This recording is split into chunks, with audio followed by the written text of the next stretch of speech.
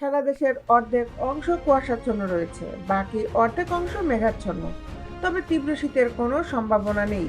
আবহাওয়ার এই পরিস্থিতিতে রাজধানী ঢাকায় বৃষ্টি হতে পারে।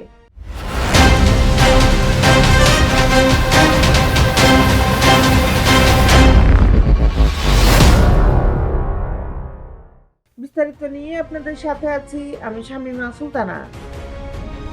এদিকে গত কয়েকদিন থেকে আজ আবহাওয়া একটু অন্যরকম। সকাল থেকে সূর্যের দেখা মেলেনি।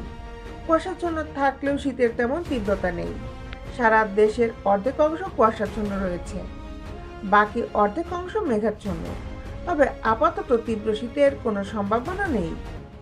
আবহাওয়া অধিদপ্তরের ওয়েবসাইটে শুক্রবার সকাল 9টা থেকে পরবর্তী 24 ঘন্টার বুলেটিনে বলা হয়, নোয়াখালী ও কুমিল্লা অঞ্চল সহ ঢাকা, ময়মনসিংহ, বরিশাল ও সিলেট বিভাগের দু এক জায়গায় হালকা ও গুঁড়ি গুঁড়ি বৃষ্টি হওয়ার সম্ভাবনা রয়েছে।